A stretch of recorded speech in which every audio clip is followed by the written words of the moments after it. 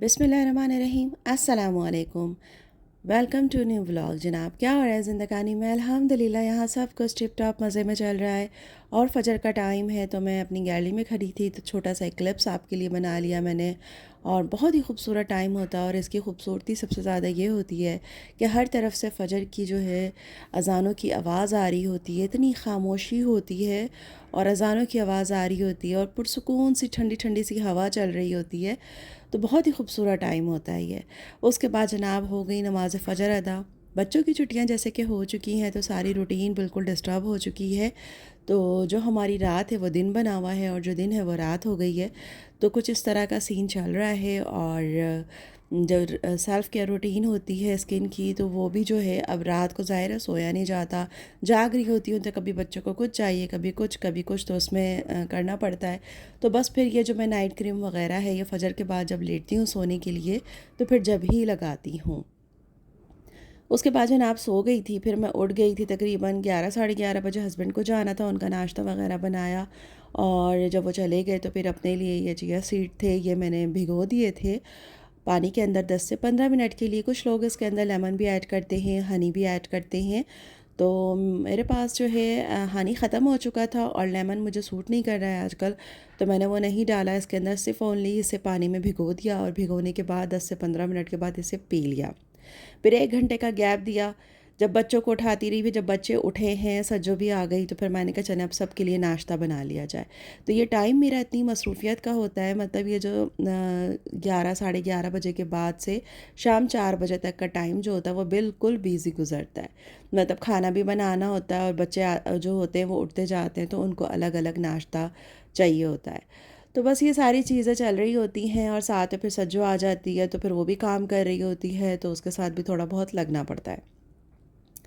खैर जनाब, ये मैं अपने लिए ऑमलेट बना रही थी। इसमें वही सिंपल सी प्याज और हरी मिर्चें वगैरह डाल के 2 अंडे डाल दिए थे और इसके अंदर मैंने जो है वो पिसी हुई मिर्च और जनाब ऐड कर दिया था नमक वगैरह और अच्छे से फेंट लिया।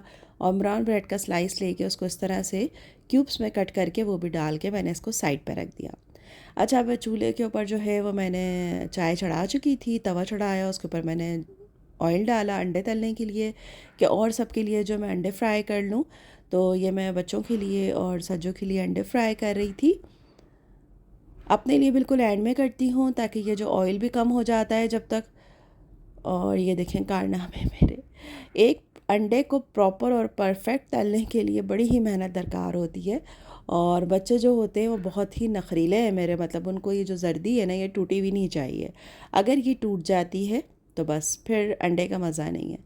तो बस ऑयल भी अच्छे से जो है वो ख़त्म हो चुका था, थोड़ा बहुत सा था, तो उसके अंदर फिर मैंने ये अपना ऑमलेट डाल दिया, इसको अच्छे से सब तरफ फैला दिया। तो बहुत ही मज़े का बन जाता है, फ़ोक से आराम से खा लेती हूँ तो पेट भी भर जाता है। तो जनाब यहाँ एवरीडे रिफ़िल कर रही थी, चाय भी हमारी बन चुकी थी और अंडे भी रेडी हो चुके थे। और बड़े बेटे की फरमाइश हो गई कि मुझे आपका वाला यार जो है ऑमलेट ये खाना है। मैंने कहा अच्छा भाई चलो तुम खा लो, मुझे पता है नहीं खाएंगे, ब्राउन ब्रेड है, थोड़ा सा खाएंगे उसके बाद ख़ुद ही छोड़ देंगे। तो ये थोड़ी सी मैं चीज़ इसके ऊपर ऐड कर रही थी, ये लो फैट चीज़ है, तो बस ये इसके ऊपर मैंने ऐड कर दी थी। और जनाब ये मेरा मज़ेदार सा जो है नाश्ता जो है वो रेडी हो चुका था, बच्चों का भी रेडी हो चुका था।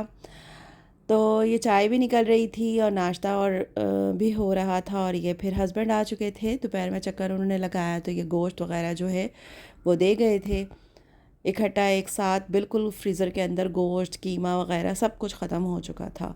तो बस इसको अच्छे से वॉश वगैरह करके और इसे मैंने पैकेट्स में बना के रख दिया। और यहाँ खाने की तैयारी हो रही थी तो आज बन रहे थे घर के अंदर कीमा आलू। तो ऑयल मैंने गरम करके उसके अंदर 3 मीडियम साइज़ की प्याज को कट करके डाल दिया। तो वहाँ प्याज लाल हो रही थी, यहाँ दूसरे बेटे यूनिवर्सिटी से आ चुके थे, उनकी यूनिवर्सिटी अभी एक की बंद नहीं हुई है तो उनको मिल्क शेक पीना था। तो बस उनके लिए ये बना रही थी। तो देखा साथ साथ सारे काम चल रहे हैं, कभी यहाँ कभी वहाँ, लेकिन गुज़रता टाइम सारा किचन में। और गर्मी ओफ अल्लाह, बस बता नहीं सकती माशाल्लाह कितनी गर्मी पड़ रही है। खैर ये सारी चीज़ें तो होती रहेंगी, तो हो जाती हैं कुछ थोड़ी सी बातें। तो एक मैंने आर्टिकल पढ़ा था, बहुत ही ज़बरदस्त बात पढ़ी थी कि जब आप किसी के ऊपर उंगली उठाते हैं तो 3 उंगलियां आपकी तरफ उठती हैं। तो मैंने मतलब ना ऐसे करके खुद अपने हाथ से ऐसा इशारा करके यूँ उँगली जैसे उठा के देखा, तो वाक़ई में जब मैंने देखा तो 3 उँगलियाँ बंद हो रही थीं और 1 उँगली आपकी सामने थी, तो 3 उँगलियाँ वाक़ई ही आपकी तरफ उठती हैं। लेकिन हम लोग इस चीज़ को पता नहीं क्यों नहीं सोचते। हम सिर्फ़ दूसरों पे उँगली उठाना जानते हैं, हम सिर्फ़ दूसरों के बारे में गलत बात करना जानते हैं।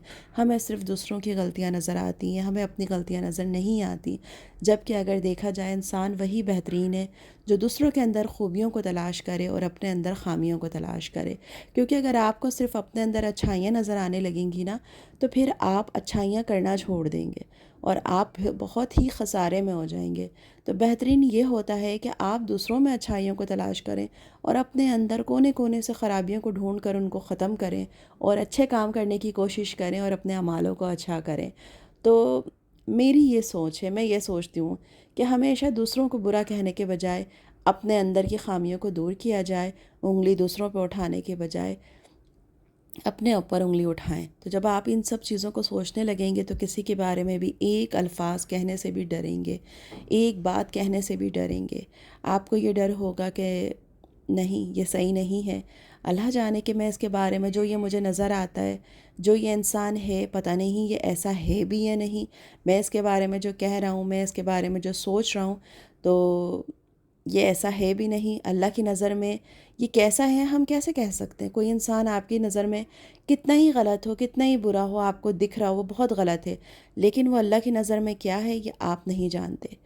तो बस यही छोटी सी बात थी जो मुझे बहुत अच्छी लगी, तो मैंने आपके साथ भी शेयर करी। और जनाब यहाँ पे एक सिंपली कीमे आलू के अंदर मैंने जो भी बेसिक मसाले होते हैं वो ऐड किए, दही ऐड किया, भूना, आलू डाले और वो मेरा कीमा आलू जो है डन हो गया। और साथ ही मैंने राइस जो हैं वो बॉईल कर लिए थे और बेटी को थोड़े से फ्राइड राइस खाने थे, तो उसके लिए मैंने फ़्राइड राइस बना दिए थे वेजिटेबल्स डाल के और सोया सॉस वगैरह, चिकन पाउडर डालकर, सब्जियां डालकर, अंडे डालकर, तो एक फ़्राइड राइस उसके लिए बना दिए थे। तो जनाब आप लोगों को व्लॉग कैसा लगा? अगर आप लोगों को व्लॉग अच्छा लगा हो तो लाइक ज़रूर कीजिएगा। जो लोग चैनल पे नए हैं चैनल को सब्सक्राइब भी कीजिएगा। अपना बहुत सारा ख्याल रखिएगा, लोगों के लिए आसानियाँ बांटिएगा, अपनी सोच को अच्छा रखिएगा और खुश रहिएगा। तो यहाँ भी हस्बैंड आ चुके थे, तो उनको भी मैंने बॉयल राइस एक साइड पे दी और एक साइड पे फ्राइड राइस, क्योंकि वो भी वेजिटेबल फ्राइड राइस बहुत शौक से खाते हैं। और साथ में कीमा आलू भी बहुत ही मज़े का बना था, मसालेदार एकदम चटपटा सा, तो मज़ा आ गया खाने का। तो ज़रूर आप लोगों ने अपना अपना ख्याल रखना है और दुआओं में मुझे याद रखना है। और ये हस्बैंड का थम्स अप मिल जाता है ना, तो बस सारी जो थकान होती है वो तर जाती है। तो जनाब अल्लाह हाफ़िज़।